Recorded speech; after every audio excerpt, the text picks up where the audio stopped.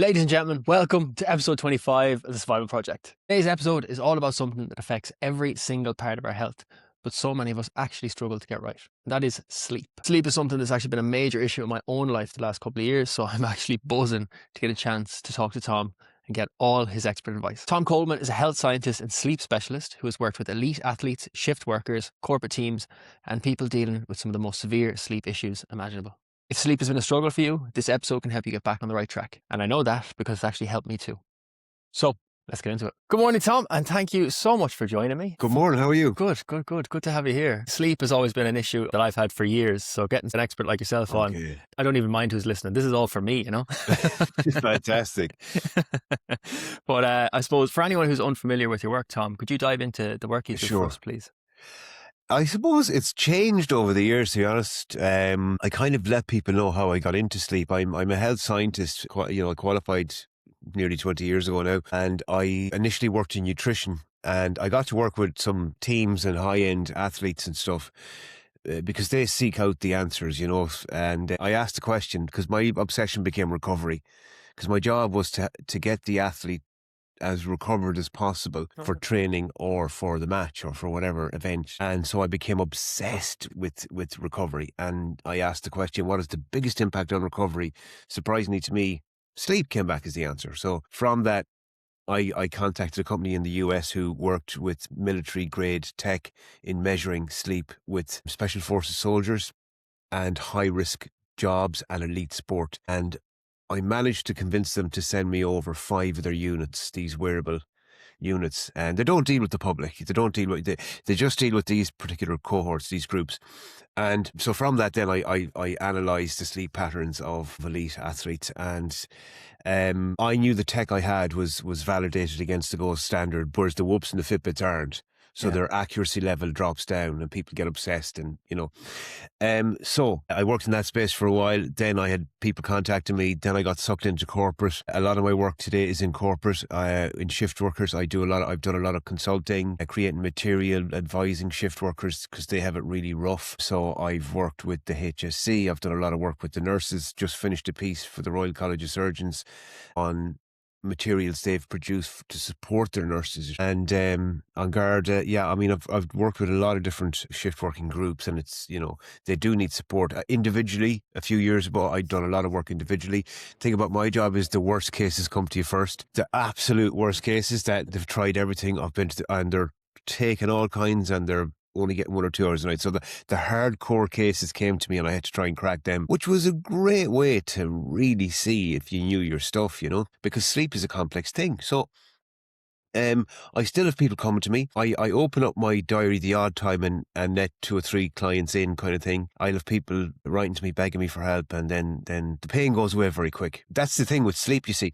It's kind of like this guy said, I'm not a slow learner, I'm a fast forgetter. You know, we forget the pain, or like if you didn't, you know, if you were missing out on sleep for 10 years, you're not going to, well, you probably will gain a bit of weight, but it's not like nutrition or food or that kind of thing, you know. So today I consult, I talk, I work with the odd athlete. It's a very mixed bag, and I really like it that way. I do a lot of international speaking now. I was out in Saudi Arabia in November at a world conference for young people talking about sleep. Technology is a huge issue now. Screen time. I've been talking about this for years. I done an episode on technology on my podcast 2 years ago, talking about the damage it does to the child's brain. So yeah, a lot of international speaking. I was in Milan last year, in Turkey last year, in Saudi, in the UK. So yeah, my job, I very much enjoy it because the diverse things and places and situations that I kind of find myself in. So that's a kind of rundown of day to day in the life of I don't like the word expert, but anyway. someone who knows a lot. Yeah. So who's good at talking? Yeah, brilliant. It's a good way to be. It's a good way to be. It's great to have someone on here who can talk, you know. Oh, So I just shut want me to up is take the problem. so I just want to circle back to you were saying you worked with shift workers because I imagine that Mm, can be such a disruptive to your circadian rhythm and everything that goes along with sleep. For anyone who might find their system is in disarray, I suppose, from possibly mm. doing shift work or just maybe life is just kind of in a bit of array at the moment. What are the biggest misconceptions that people would have about correcting their sleep? There's many. One thing to talk about is how zoned in we get on sleep on last night and tonight. Like last night, oh geez, I had a really poor night now last night, and tonight I have to get a good night, and because tomorrow I have a very busy day, and you get caught in this kind of 2 or 3 day window with sleep. There's always a delay. You have to be patient, and it's like the elite athletes or the work or the podcasting or whatever. There's a delay. We focus on process. The results come at different times. We want it now. People will go, "I tried that, it didn't work. Tried the magnesium. I tried this. I tried that. I tried CBD. I tried it." And I said to this guy said to me, "Try that." I said, "How many times you tried?" He was like, "Once." No, you wouldn't go to the gym once and say, "Well, that didn't work. That was a waste of time. Tried that gym thing. Didn't do anything to me." So with sleep, we have to zoom out. Now, the biggest misconceptions. The other one is it's the light on the phone that's keeping me awake at night. It's not. This is not opinion. Like, this is not my opinion. This is from Professor Russell Foster in Oxford University. He's the head of neuroscience. This is coming from the man who discovered the photoreceptors, the specific cells in the eye that speak to the brain, the suprachiasmatic nucleus in the brain, which governs your sleep. He discovered those cells. So this guy is a titan in the world of sleep. And he tells us, no, it's not the phone. It's the activity on the phone. It's the scrolling that's doing the damage. It's agitating your brain. It's, producing dopamine, and usually with dopamine we have cortisol. That's what's keeping you awake, right? The other big misconception is that deep sleep is, well, that's the good stuff and that's the restorative stuff. And everything else is kind of getting me there. Well, light sleep is just as important as deep sleep, okay? Because that's when all the cognitive stuff happens. We can delve into what happens during sleep, and I'm sure you'll guide me there. But physically, cognitively, emotionally, subconsciously, psychologically, brain health, all of that stuff is happening in light sleep. And so people completely undervalue light sleep. They completely disregard it. Even I've heard supposed experts in different areas rubbish light sleep. And it's absolutely critical for your psychological, emotional, cognitive health. So yeah, those are the big things that I see: the devaluation of light sleep and the overemphasis on deep sleep. People thinking they can profoundly influence them as well. The technology keeping you awake, and those are the three. Might have to go three Yeah. misconceptions. Like I could go on. I even know myself, I've kind of really honed in on what apps give you a big shock of white light every time you change it. Some apps are much easier to kind of scroll through. I don't feel they aggravate the eyes as much, but definitely the technology and the scrolling, absolutely. So would you say from that information that the blue light blocking glasses are an addition or they're just another fad? It's kind of overestimation here. It's overestimation of, there are far more powerful things that you can do. We need the white and blue light, right? So as much as people know about avoiding it, we need it earlier in the day. We're a diurnal species, meaning we're active during daylight hours. The more light we get when we're active, the better. The better your sleep will be if you get more of that blue and white light, okay? It influences your circadian rhythm. It influences your melatonin production through increased levels of serotonin. If we get lots of serotonin in the brain, serotonin is a precursor to the sleep hormone melatonin. So the more light I get, the more serotonin I get. The other thing is, the more light I get, the quicker it will clear the adenosine, the sleep pressure buildup in my brain. When I get light at different times of the day, we have different photoreceptors in our eyes for different light frequencies. So in the morning, it's almost like we have morning light receptors in the back of our retina. They're activated. Okay, that's setting your circadian rhythm in place. In the afternoon, in lunchtime afternoon, white blue light, we have specific receptors for that frequency that they're activated. And then in the evening time, when the light is low on the horizon, we have specific receptors in the back of our eye that they're activated. So, getting lots of light throughout the day is very important. And then people are, I think it's like many things it's kind of like the magnesium, and I'm a big fan of magnesium. I think it's fantastic and we should be taking it. But don't think that that'll fix everything else you're doing wrong with your mad, busy mental life, racing mind, too much coffee, stress out of your head, taking the dog for a walk. Christ, what day is today? Don't think one magnesium tablet is going to fix all that. So don't think that the blue light blocking glasses, like, what else are you doing that will promote sleep? Like, my first two questions to people is, how much physical activity are you getting? How physically active are you? And how much time outside, how much time are you spending outside? Those are my first two questions. That tells me an awful lot about someone's sleep. Because your sleep habit begins when the moment you wake up. I know, is it neuroscientist Andrew Huberman? He says that his greatest health hack, and I always say this with inverted commas, health hack, but anyway, is that getting sunlight into your eyes within the first 15 minutes of waking. Would you say that it's that critical to do it in that window, or is there kind of more of a bit of a leeway with it? What you're trying to do is increase your cortisol activation response. Sure. Okay, so we have different hormones, neurotransmitters and these are what orchestrate your circadian rhythm. People don't understand circadian biology, circadian rhythm. I've heard people say it switches on, it switches off. It doesn't switch off, right? You're dead if it switches off, okay? You entrain it. It's a bi-directional relationship. We entrain it the same way as you entrain your eating habits or your sleep habits, or your training in the gym, your exercise and all that, right? So as I said, we're diurnal. First 8 hours of the day are about being very active and seeking and finding what we don't have to promote the species. Okay? That's the first 8 hours. Huberman talks about this as well. Within 30 to 45 minutes of waking, your cortisol levels, you get the cortisol activation response. So that's your cortisol at its highest.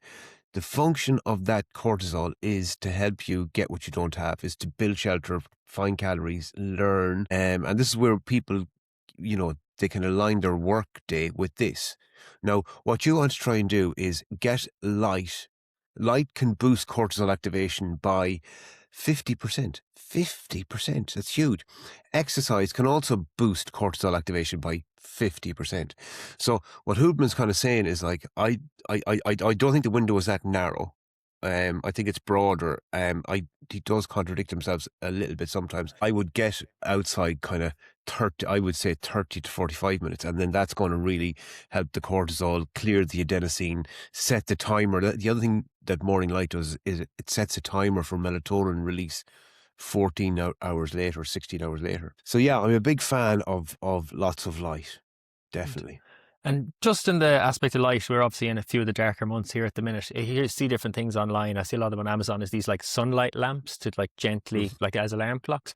What would you think of the impact of them? Or do you think it's just better, no matter what it's like outside, just get outside, try and get some natural light into you? Well, they're different to the light boxes. So like the issue here is seasonal affective disorder, which is a mood disorder. Some people are very sensitive to light, that they will get seasonal affective disorder, it really impact their mood. So a light box is, I have one someplace, really, really good, really great piece of kit, I would say I think we all should get one. Okay. So I've got, like, it's kind of like a tablet, like that size, and you plug it in and it emits full spectrum light. Now, if you're getting up for work at 7 o'clock in the morning or whatever, in the winter time, it's going to be dark. You're not going to get the light. So you can just simply plug that in for 10 minutes. And I remember the first time I got one and my girlfriend had it, and she was like, oh my God, like it's so bright. You don't look into it. You just continue with your breakfast or whatever. But the difference it made to her sleep was profound. And that's crazy to think that something you do immediately after waking will have a brilliant effect on your sleep 14, 16 hours later. So get the light box. The idea of the alarm, of the light alarm, is that the light gently brings us out of sleep, and it's a different way of kind of waking up. But look, I'm actually getting blinds fitted in my house now, complete blackout blinds, right? Because the biggest lever when it comes to sleep and circadian biology is light. It's regarded as the biggest lever. So I'm getting blackout blinds fitted. I'd recommend for people to get blackout blinds fitted. The shift workers you mentioned, oh my God, I'd highly recommend that all shift workers should get blackout. There won't be a chink of light, because like one little tiny bit of light from the curtain is enough to wake you up an hour early. And if you're sensitive to light, like I'm sensitive to light, I know well, like that's going to have a big impact on my sleep. So, yeah, they're highly recommended. Getting control of light is really, really important overall. I have blackout curtains, but I want to get the blackout blinds because the curtain the odd time will shift a little bit, but whatever happens, the Yeah, next thing that little sliver comes in and you go, yeah, I'm awake. But I just want to circle back to just you talked about magnesium, and there's so many supplements on the market now at the minute, and yeah, so much information. Like the information that I have is that magnesium L-theanine is the only one that works because it crosses the blood-brain barrier. Now that's me just repeating something that I read. I yeah, don't have the knowledge. So yeah. when it comes to choosing a magnesium supplement, is there any that are specifically better, or is it kind of a one size fits all? No, I mean, I don't think 3 and 8 is available in Ireland in that form. I don't think it is. Could be wrong, but I don't. The last time I checked, it wasn't available in that form. So magnesium bisglycinate is the form is regarded to be good for sleep. And, there's magnesium citrate, which is more about digestion, not really about sleep, won't impact your sleep. So there's a lot of different forms of magnesium. I can't remember how many forms, 7 or 8 anyway. But I know that the threonate and the bisglycinate are the forms that are associated with sleep. And how many of these things work is they downregulate the nervous system, or they increase something called GABA in the brain. I would recommend that people take magnesium. I love, there's a couple of brands that I like. I won't mention the brands or whatever, but I'm a big fan of magnesium bisglycinate, and I take it. I'd say most nights I take it, and you can feel it. You can kind of feel it gentle, just a very subtle thing. But like if you're tuned into your body, you can kind of feel it. As I said, it won't fix. I mean, if you're drinking 12 cups of coffee and stressed out of your mind, it's not going to fix that, right? But as part of, it's a great kind of like, this is my wind down now. I take my magnesium, get into my pajamas or whatever. Whatever you do, get your sleepy tea, do your ritual, whatever it is. It forms part of that. Other supplements that I like, that work, that have science behind them. L-theanine, I love L-theanine. L-theanine is an amino acid, so it's not something you're going to get side effects from. It improves sleep quality, which it'll keep you asleep. It'll help also downregulate, but it actually has been shown to help with keeping you asleep. So I would have that. I don't take it every night. I only take it if I think I need it. So if I've had a particularly busy, stressful day, and I've got a particularly busy, stressful day the next day, I will I metaphorically and physically have it in my locker. I'd stare. I know, right, bang. I'll take the magnesium and the L-theanine, and then that really helps. I wake up fantastic. And the good thing about these things is there's no side effects. I worry about what people take. Go to your GP. Sometimes sleeping tablets are absolutely warranted. They have their place. People need them. I'm a fan. Look, follow your GP's advice. I would not rule out sleep tablets at all. But in saying that, you have to be careful, because people can get addicted both physically and psychologically to them. And I've had it a lot with clients where they start taking sleeping tablets from somebody else and stuff, and then they're like their doctor won't give them to them. They get this fixation, and I can get that. Like I can get fixated on things, whatever. But yeah, I would be careful. They do have side effects, and you see, sleep is a very complex thing in the brain. It's not just like there's one little area of the brain, and the sleeping tablet just affects that. Sleep goes through the brain in waves, through various different parts of it. It's orchestrated by the suprachiasmatic nucleus, which is in the hypothalamus in the brain, along with the HPA axis, which is your hormones, the pituitary adrenal pathway, and the nervous system. So all those 3 areas are in one area. But the sleep itself goes through many different areas of the brain, and it is complex. So sleeping tablets are a very blunt instrument, as described by Matthew Walker in his book. They're very blunt, so they're knocking things out, and then you're waking up feeling groggy the next day, and then maybe that the next day, then you're drinking coffee and so I've helped people who've been on sleeping tablets. One of the big things you have to realize is your sleep can improve. And I could throw this into another misconception about sleep, that people are like, that's the way I sleep. That's me. And thinking they can't do anything about it. It's very disempowering. I told you I worked with the hardcore cases. So I've helped people who are on maximum sleeping tablets, sleeping for 1 or 2 hours a night. I've improved their sleep. Not that I've done it, but like I've advised them on different strategies. And your belief system is huge. As much as psychological, emotional stuff can keep us awake, you can also impact that it can improve your sleep profoundly. Like, you wouldn't believe it, but it does take practice and patience. And yes, we sometimes have to change that narrative into, oh, well, sure, I'm just like that, and Yeah. I'm that's, it's like people with their racing mind that go like, oh, sure, look, well, the minute I close my mind just goes, it's gone. My mind, I'm like racing mind. It's not a genetic thing you're born with. You can do something about it. People like this, oh, they can't do anything about it. Actually, you're the only one who can do anything about it. You know? I, So I know for most of the listeners of this podcast will have sleep issues, because with chronic illness, it can put you into like a sense of hypervigilance where you can't really shut down. You're constantly in fight or flight mode. yeah, I know for myself in my own life, the most I've probably slept in a row in the last 15 years is 4 hours. Do not get any mm, more than that as a mm, max.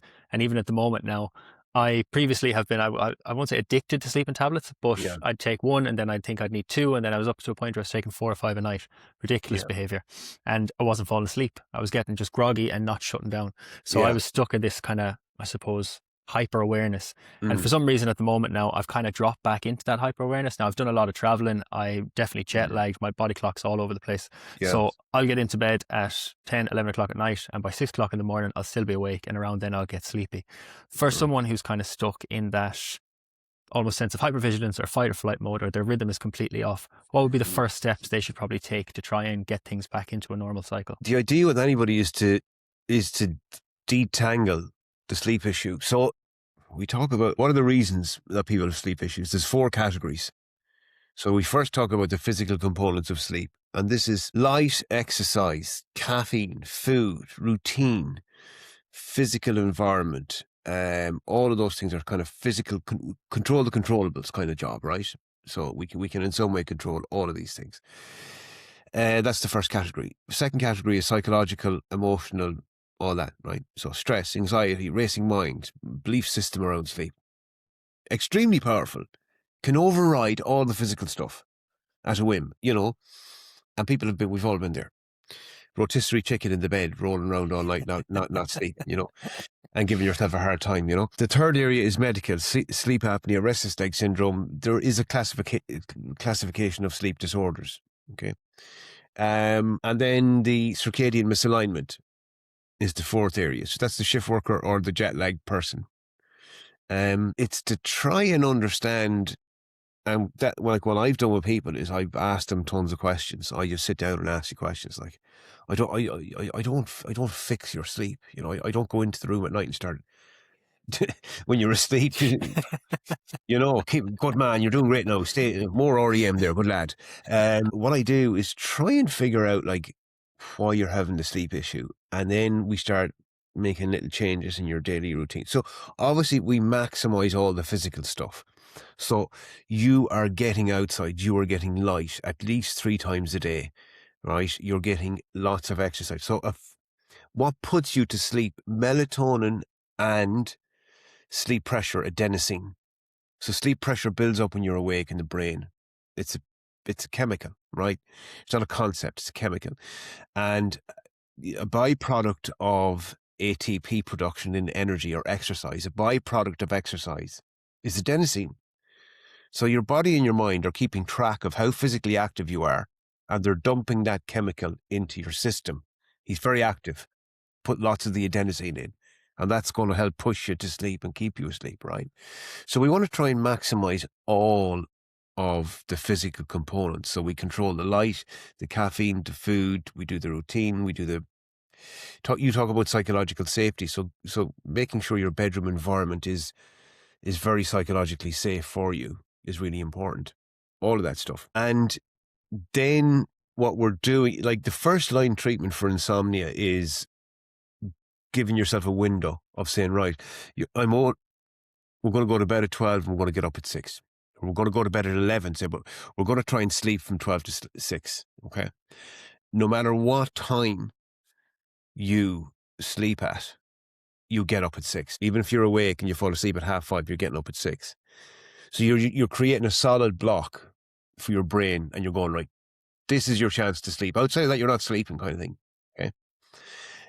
So that's the hardcore first line treatment. I would look at maximizing all of the physical stuff. I would look at then the psychological safety aspect and go, right, what's happening with this?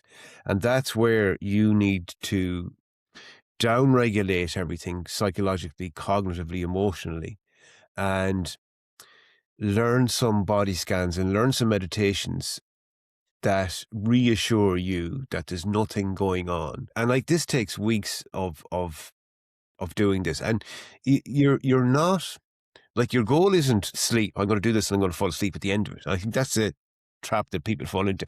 They're getting towards the end. They're going, it's not bloody working. I know, I'm not going to fall asleep. Oh, Jesus, this is useless as well, you know? So you do it. Your goal is relaxation, and that doesn't have an end, really. Yeah. You know, the end is you're fast asleep. But like, I'm going to get as relaxed. I'm going to get into my body. Depends on your attitude to it. But like, you can be in bed chilling out, and that's beneficial for you. But if your attitude is, I'm here trying to sleep and this is terrible, don't be in bed. Yeah. I mean, there's nothing worse. Like, try and stay awake all night. You're better trying to stay awake than you are trying to fall asleep. You know, it's actually easier. You'll fall asleep quicker if you try and stay awake. I'm going to try and stay awake all night. You'll actually fall asleep quicker. I guarantee you. Then I'm going to fall asleep, so I'm going to try my best now to fall asleep. Come on, now fall asleep. You know, That used to work for me all the time, where I'd just lie there and keep my eyes open to try and annoy myself, and then eventually the eyes would go, and it's like my mind has gotten used to it, because now when I try it, I just find I'm wired and I'm like, oh God, this used to work, doesn't work anymore. But anyway, I would say that I'm a complex case, but yeah. So it's like you want to. That's exactly like one of the reasons that works is brainwave activity. We are in beta now, right? We're alert, we're concentrated, we're speaking, we're elevated. Brainwave frequency is beta. It goes to alpha when you're chilled out, you're daydreaming, you're there. And we want to, in order to achieve sleep, you have to get it down to theta. So it goes from beta to alpha to theta. That won't happen. There's alpha blocks that happen at the end of alpha. And they can't happen if there's input in the visual cortex, if your eyes are open. So your body, the last thing it does before it falls asleep nearly is close the eyes, stop the visual input, and then the transition can happen.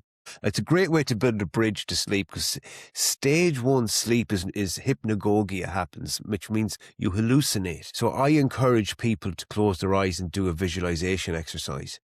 And start, it could be a holiday, it could be a childhood memory, it could be something you love doing. Imagine going for a lovely trek in nature, and you imagine, and that kind of, you want to induce the daydreaming state, and then that's the bridge to sleep. But you certainly need, maybe it might be worth considering giving yourself a window, or the reason they tell you to get up if you're not sleeping is there's a strong association there. Because essentially, Jonathan, what you've been doing over the last number of years is you've been training yourself not to sleep. You know, you've been practicing this diligently, inadvertently maybe, but you've been practicing a certain way, and your brain thinks, well, this is what we do now. You go from the conscious to the subconscious. It might take a lot of convincing for you to switch that brain off.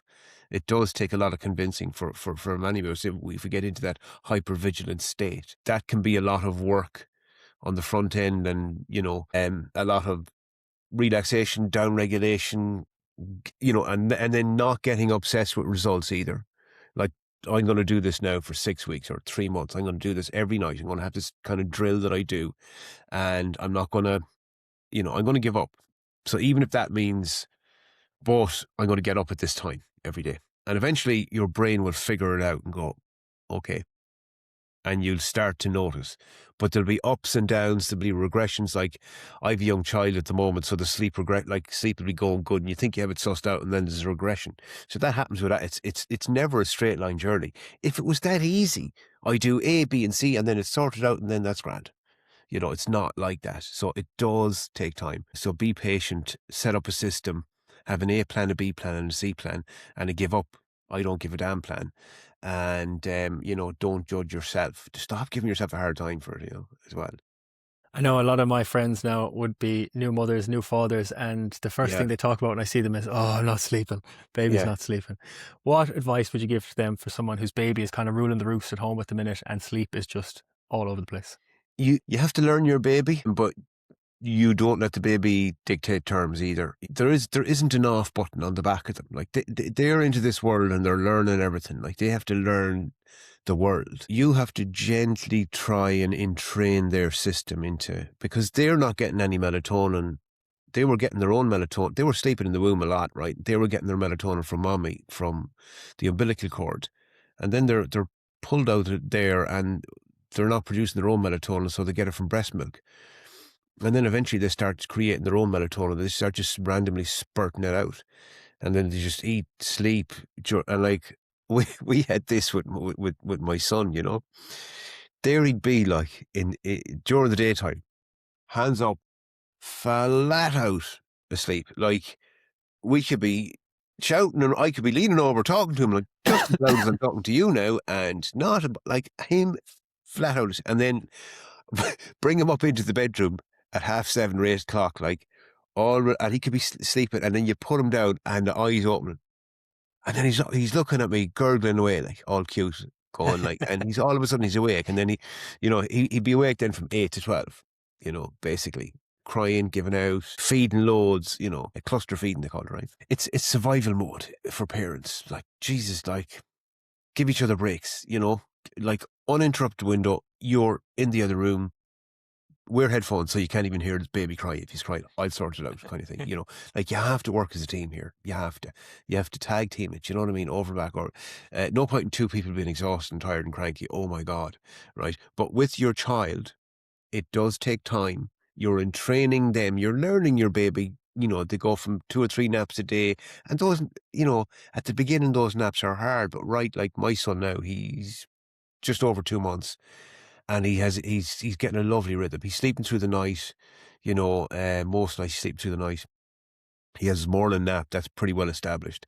His afternoon, the evening nap, no, not it'll get established, Be patient and give each other time. Yeah, good advice. It's not an issue I have now, thankfully, but I'll pass on the information to the boys. Just we've talked a lot about recovery and how sleep is quite essential for recovery. And in the adverse kind of side of that, can a lack of sleep increase inflammation in the body? Mm-hmm.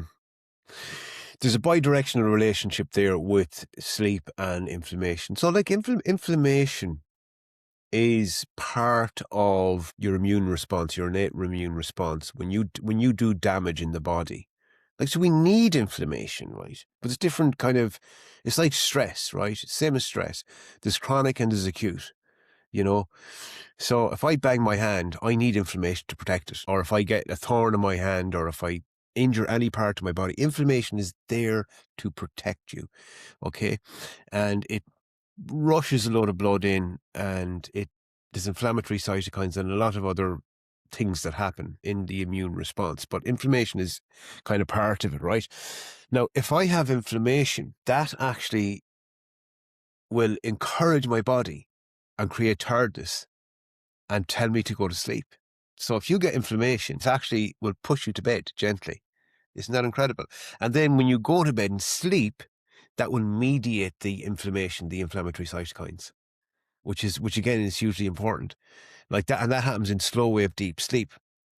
So tissue repair happens. So growth hormone is secreted during slow wave deep sleep. About 75-80% of your overall growth hormone for 24 hours is secreted during slow wave deep sleep. So the tissues are repaired. The inflammation is mediated.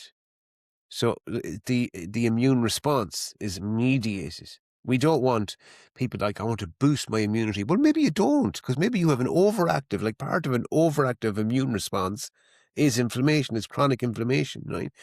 Is oversensitive. And oversensitive, we have autoimmune disease. All of that autoimmune stuff is an overreaction of the immune system. Then we have an underactive immune system where you're getting every bloody cold and flu that everyone has. Yeah. So we want a sweet spot. That's what we want. And that's what sleep does. So sleep mediates the inflammatory response. Okay. And if you get acute inflammation, it will make you tired. It will make you go to bed. Okay. To heal you. Chronic inflammation is different. Okay. So chronic inflammation can actually disrupt sleep. It can cause fragmented sleep. So that's where, if you have an autoimmune disease or an autoimmune issue, it can be disruptive, and it can impact your sleep. And that would be the main listenership of this podcast would be people suffering with chronic health issues, and 90% of the people that message me will always have a conversation about sleep eventually. So that's great information to get. So I know from what you're saying, the body has like a natural wisdom at its baseline where it knows exactly what to do. And Yeah. it seems that the modern world has, I suppose, fried our circuits. We're so overcome with information and different types of light and all this sort of stuff, and so busy that we seem to have, forgotten the natural wisdom at the start. I know you spoke earlier about psychological safety. For someone who is probably thinking that could be a little bit of the issue that they're facing, is there any specific type of meditations or breathwork practices that you'd recommend, or any practice in general? Like, one thing is, like, the difference between anxiety, stress, all that's like, anxiety is linked to self-care. One of the world's leading experts on anxiety, Dr. Paul Coic. And he gets people to write down every night, ask themselves one question every night.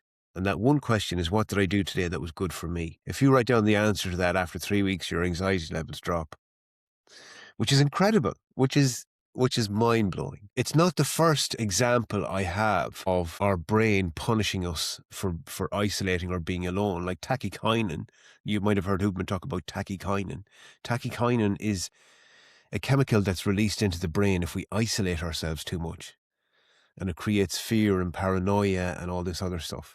And it's not just humans that get it, monkeys get it as well, because we're a social group. It's really important that we have that kind of... Now, look, there's a difference between introverts, because I know, introverts need social connection, but it can be too much, they have a very small social group, whereas extroverts have a larger one. But what I'm saying, psychological safety. So, like, the physical environmental conditions, you have to deal with your anxiety. Everyone has anxiety. The only group of people who don't have any anxiety are psychopaths. So, good news, people. If you have anxiety, you're not a psychopath, right? The anxiety is like the you're the captain of the ship, and the crew, when there's a gust of wind, come running up going, oh my God, we've to change course, we're going to crash, this wind is horrible, the storm. Captain goes, relax, I understand where you're coming from. It might seem like that now, but you have to deal with your anxiety. Your stress is different to anxiety. You have to have a toolkit for that. Every day I do this, every week I do this, every month I do this. Every day I got my morning light. I walk in the grass. I do a breath work. So you do have non-negotiables every day, small little things. Let's not make it too demanding, right?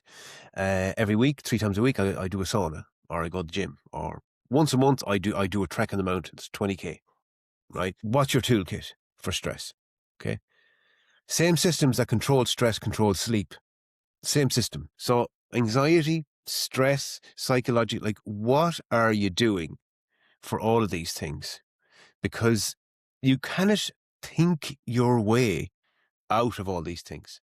You have to action your way. And the difference between, I'm going to get philosophical now, faith and belief. Faith is, I'm telling you, and you're going to have to believe me. You're going to have to go, okay. I go, if you jump, it'll be okay. And you're going, I'm terrified. And I'm giving you and you have faith in me. Belief is when you do it yourself and you go, oh my God, I know, it's deep within me now. It's not that I'm even having to believe. That's belief, So you have to action your way. You cannot think your way into better living. You have to live your way into better thinking. That's how it works.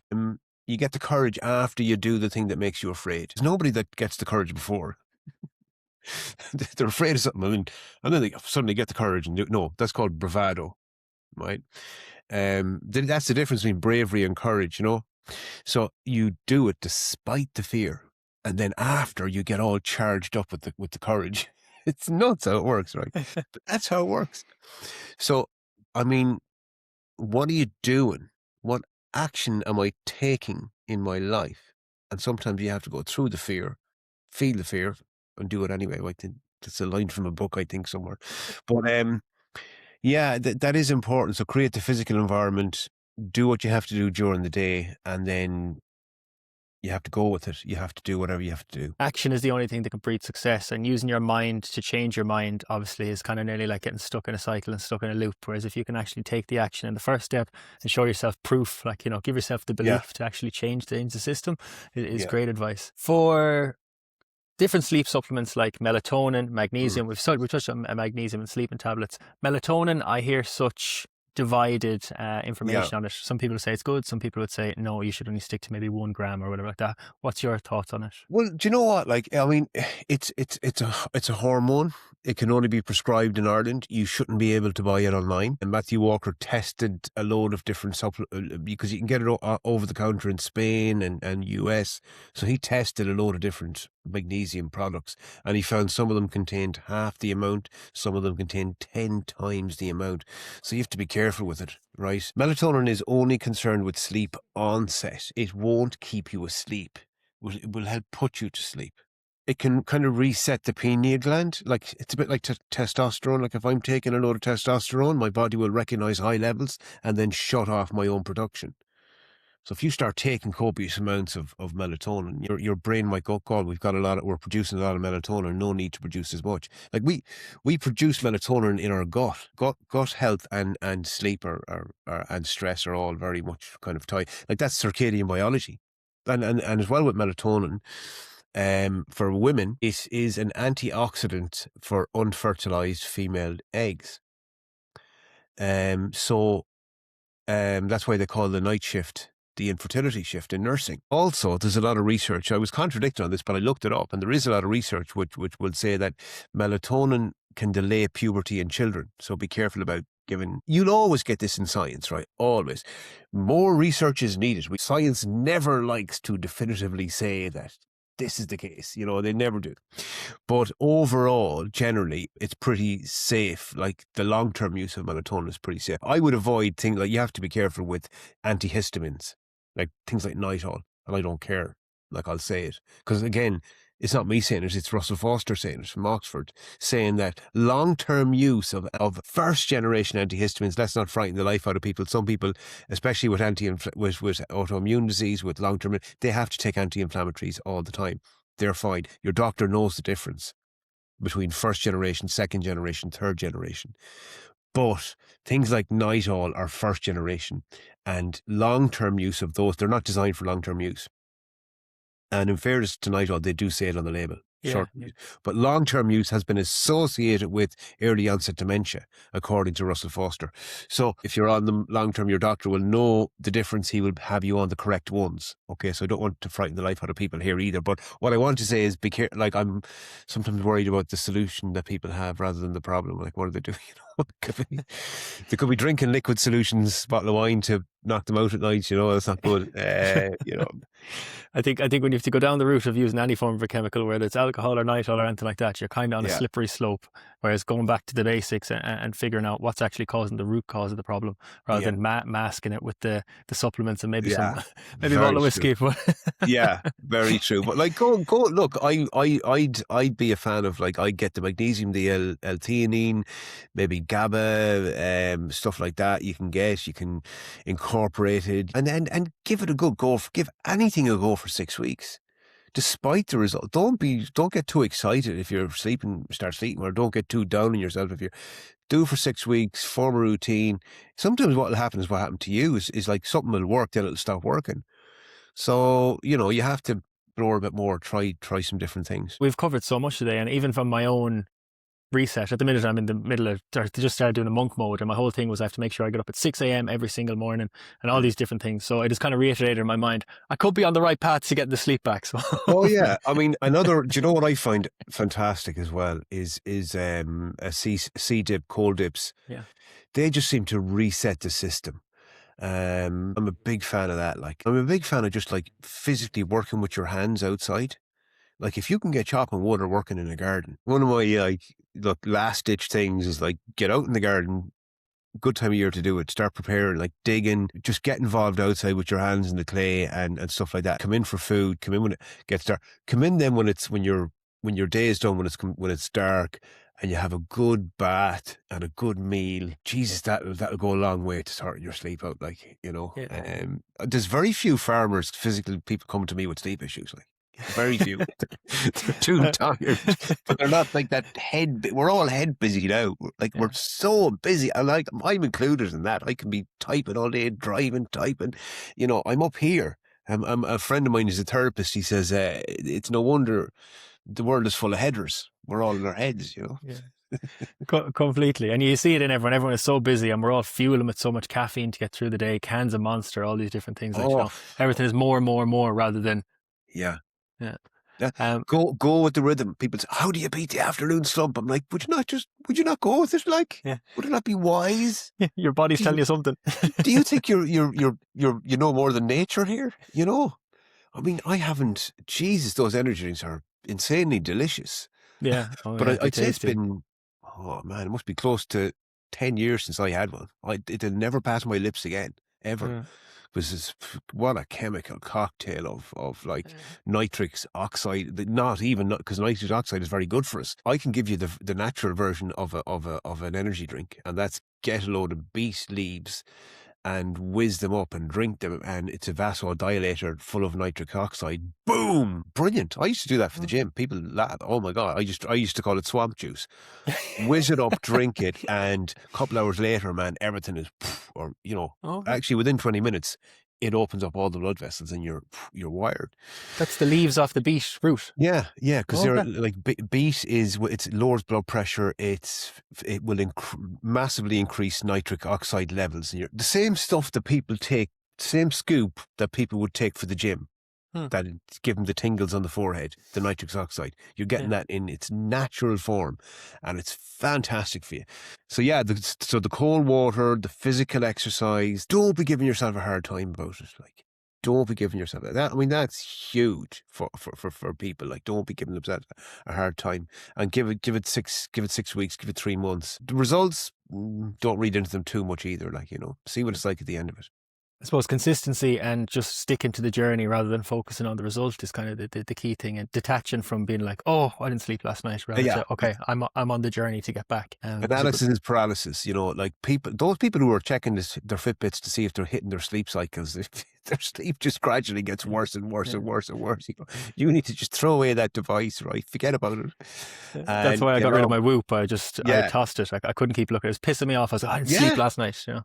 Well, I had a Whoop. I loved it. It served a purpose for a certain period, and then I started getting competitive, and that's what everything got worse. Like, and I was like, here, get rid of that. Some people have actually hypersensitive to radio frequency as well. Yeah, I got a burn off it. Yeah, it was really. Yeah. You could be radio frequency hybrid. I didn't realize that I thought it was a bit of a woo thing. There's something on the World Health Organization homepage about radio frequency sensitivity. It's a real thing. Yeah, so it can disrupt things. You know. An NFL team recently, and I'm going to absolutely butcher this, but they were noticing they were getting way more injuries, but they were beside electricity power lines. Yeah. And if I can find it, I'll link in the description. Please. That's amazing. So very, very interesting. I know with AirPods, I try to use them less now and stuff like that. Wi-Fi off at night. Yeah. Oh, I've seen some insane stuff about AirPods. I would never use them again. I would never drink energy drinks. I would never use AirPods. Certain non-negotiables now with me, and those are the things. Yeah, and I have to say I was a big AirPod fan. Like, I still use them in the gym. I just find them so easy, but I've really limited how much I use them because, you know, you really, if you are I know myself, I do seem to be quite susceptible to frequency. So not that I have any proof, I just know this is kind of my own understanding of what goes on. Yeah. So limiting it as much as possible. No phone in the bedroom at night, different things like that. Just kind of the baby steps to try and fix the Yeah. bigger issues. The baby, and I have the phone in the bedroom, but I listen to a podcast or whatever. I'll give you my simple quick fix for like, okay, here's my 5 things to do. If you sort these things out, that'll cover 90% of it. Okay. And it's easy. It's sleep. The word sleep. So S is for stress. What's in your toolkit every day, every week, every month? Have a toolkit. Otherwise, you're just floating down the river of life, letting life. L is for light. Getting lots of light when you during the day, and then avoiding get your blackout blinds. E is for exercise. We're increasing adenosine, sleep pressure, mental health, all brilliant. The second E is for electronics. Get off the scrolling, okay? And P is for practice and patience. Practice and patience, that's it. So that's the acronym for improving your sleep. It's a good takeaway. I always love a good acronym because it can really, reiterate in your mind every time you kind of lose track of things. Go, okay, where was I? Yeah. Fantastic.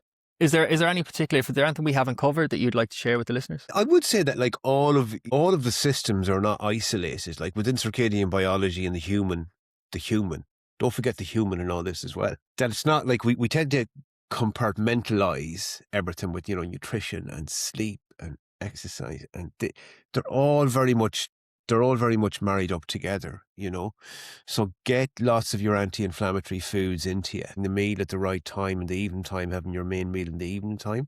Maybe you can get a lot of those omega-3s, those anti-inflammatory oils into you, and that's going to be hitting your bloodstream at the same time as the growth hormone when you're asleep. So we kind of do this kind of thing, and getting involved with nature. I done a TED talk, or I was in a TED competition for a TED talk place, and I actually managed to win it. 15 speakers. I spoke about. Thank you. Me blowing my own trumpet, but you're going to do it for me. Gotta do it. Just off the shoulder. 2 minutes. It was a great event. But anyway, I spoke about what we have removed ourselves from the things that protect us the most: other people and nature. So think about what we're consuming. Think about what we're connecting with. And, if we connect more with nature, more with other people, be more kind to ourselves, take action, things will start to come right. Not at the speed we want, because now we are living in a world where we've never been more impatient. Check the microwave at work. See how many seconds are left. I mean, we used to, we can heat up a full meal now in 3 minutes, It could have taken 20 minutes before. Do you think that would give us the 17 minutes to be more relaxed? No. What are we doing with our spare time now? We're shoving another activity in. So, learn to go with the flow. Pull back. Don't be so harsh. All those are all my learnings over the years with human health and human beings and sleep and everything else. So yeah, it's all tied up together. But look, at the end, I hate using it. At the end of the day, keep it in the day as well too. We can get overwhelmed with this week, this month. Oh Christ, the bills, today, the next thing. That's all. That's all you have to do. You just have to see what's in front of you. So hopefully people can gain a little bit from that, and maybe make a few little small changes, and fail and try again, and fail and try again, and don't be afraid of failure. I've failed more time than most people. I fail and I continue to fail, and that's fine. It's a sign of effort. It's a sign of effort. So fail well.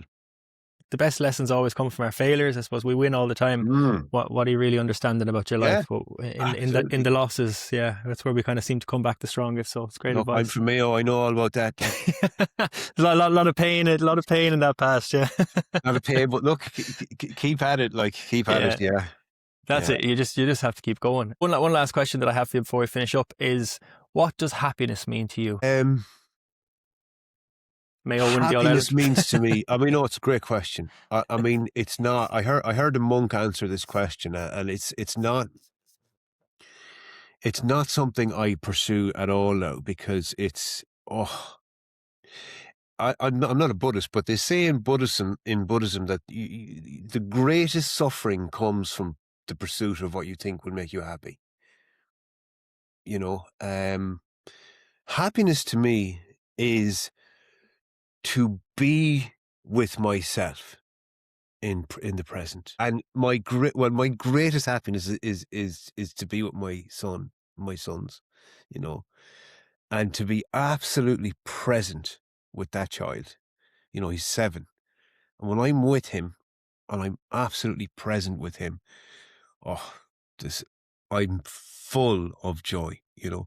But overall, I think for me, because I'm very ADHD, I've learned, you know, the constant need for stimulation, for consumption, for, junk food, whatever it is, the phone or whatever. I'm very ADHD. For me to actually be with myself without any noise or without wanting to be in the future or the past, to just be like, oh, that's happiness for me. Yeah, it's beautiful. I suppose that's peace. I don't know if it's Peace. It's peace. the same monk we That's listen to. Yeah, it is. It's the same monk. yeah, It is. He said that. He said, it's peace now that I seek. yeah. And I think as you get older, when I was younger, I was well able for the drama and the very high octane stuff that I sought out to overstimulate the hell out of me. Now I'm a seeker of peace. That just speaks to what you're saying earlier about the power of connection and like not isolating yourself, having the beauty of the connection with your son, and to be Yeah. present in that moment is a fantastic thing. To have the knowledge that that's what you like as well, you know. Yeah, yeah. It's only through vast amounts of pain that that I've arrived here. Don't worry. Yeah, it's through falling down many times and going down many wrong roads. So yeah, it's not that I'm wise. It's that why is through practice? That's the journey of life. I've taken many beatings. So yeah. Yeah. No, that is an absolutely fantastic, Tom. I really appreciate you coming on and sharing your insight. For anyone, I know you said that you have quite a close client list at the moment, but for anyone who's looking to kind of maybe learn more about the work you do or check you out on socials, where can they find you? Sure. On Instagram, tomcoleman.ie, and the website is tomcoleman.ie as well. So both of those. Drop me a line, drop me a message. I'll put you on the waiting list. As I say, I have a couple of spaces actually opened up now this month because it's a little bit quiet, but I'm flat out in April. March is pretty busy as well. But look, Tom Coleman, I'm easy to find. Just put on Tom Coleman Sleep and you'll get me, and I will respond to your message, okay? Brilliant. And I'll drop any details as well in the description for anyone who wants to check it out. Tom, a real pleasure, Jonathan. Thank you very much. Appreciate it. It was Tom Coleman on sleep, stress, recovery, and how to start getting your body clock back on your side. I hope this episode helped you as much as it helped me. So much to take away from this one, from light exposure, getting the right exercise, to actually including stress management in your routine and being a bit kinder to ourselves. I actually took Tom's advice, got myself a light box, and I use it every single morning. If you'd like to learn more about Tom's work, I'll leave his details in the description. As always, thank you so much for being here with me. If you enjoyed the episode, please share it with someone who think you might need it. Hit subscribe, follow, drop a comment, tell me what you think, and share it with someone else, because it does so much to help me build up the podcast, and I do really appreciate the help. I'll see you next week for episode 26 with Tanika Gomez, where we talk about her ayahuasca experience and also getting a Crohn's diagnosis while she was pregnant. I'll see you then.